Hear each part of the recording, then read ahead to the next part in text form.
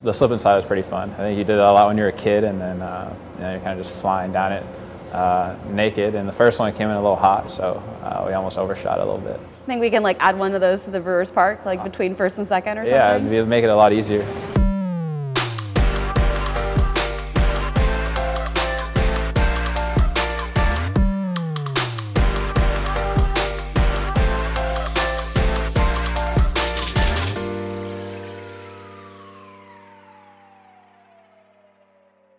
Why did you want to do the body issue this year? Because it's something that I feel like people wouldn't probably perceive me as doing. I'm usually more reserved or try and keep my life as private as possible most of the time. So it was a little outside the box. It was something that I wouldn't be necessarily inclined to do right off the bat, but I had friends that did it and really loved it. So I figured I was at a point in my life of why not have fun with it. Who did you talk to before you did it? I talked to Giancarlo. He might have been Mike when he did it, but Giancarlo Stanton. So yeah, he said it was a great time. His came out great, so he told me to go have fun with it and just enjoy the whole process.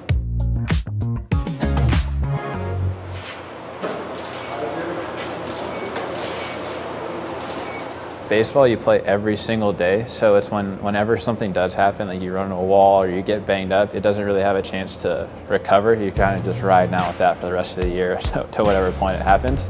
I actually don't work out a whole lot during the season, just because I found like the beating that your body takes throughout the year is just enough, and then I've never really liked how it felt, working out. I get more sore, tight, playing every day. I do a lot of stretching stuff, a lot of core. Pitching and hitting, you use your legs a lot more than people realize, as far as just the positions that you have to get in. I don't think they realize how much torque and strain you put on those on a daily basis. It's just a fluid routine, really. Just you're trying to survive this marathon of a season, which is 162 games, and each year is its own entity, so it's different every time. Christian Yelich tweeted out extremely disappointed to not be able to participate. Always been a dream. Unfortunately, things don't always go your way. It's something that I was really disappointed that I wasn't going to do. I wanted to do it really bad, so hopefully it's something I can do again in the future. It's just the workload and everything that was going to go into it. At the time, I was like, I'm just not going to be able to give this the effort that it requires and demands, and that people are actually coming to watch. So might be fate that now you get to end up doing it in your hometown. Yeah, so. if it ends up working out that way, it'd be pretty cool, and it'd make me feel a little bit better about not doing it this year.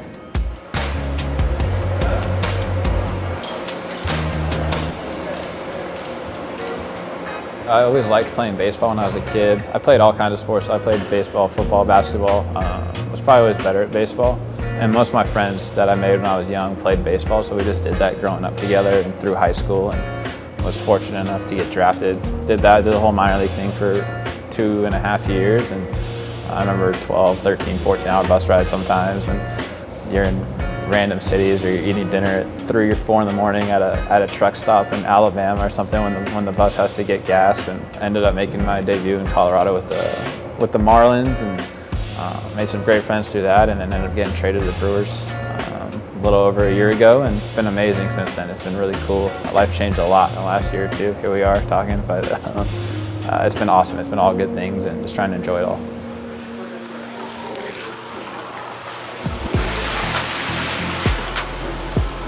What did winning an MVP award mean to you?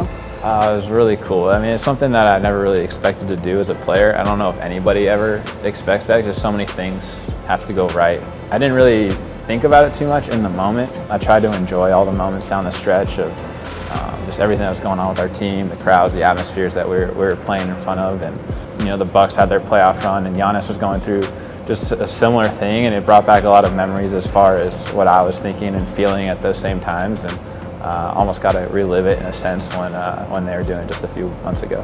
And you got to show off your beer chugging skills when the Bucks playoff run. I tried. I was like, I thought I was going to be able to do it, but then you think in front of it, there's a sold out arena and everybody's eyes around you, and you're like, all right, here we go. Let's find out if we can do it or not. I had some encouragement from Bakhtiari, and he was telling me to do it for all 4 quarters. And at the time, I was actually hurt. I wasn't playing, so I was like, dude, I don't know if I can just chug this beer if I haven't been on the field.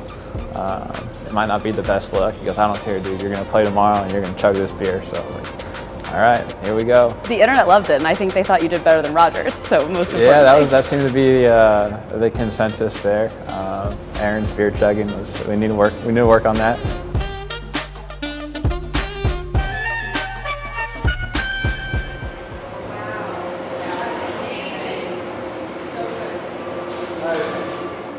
Well, everybody, we're here with the MLB MVP. Let's go. Yes, Yelich.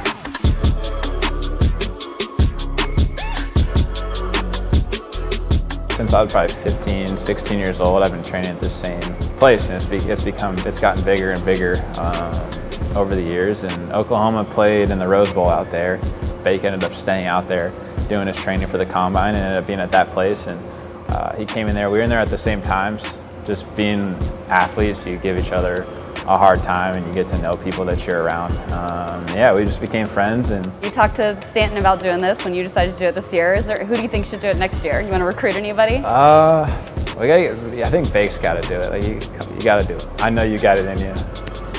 You're up next.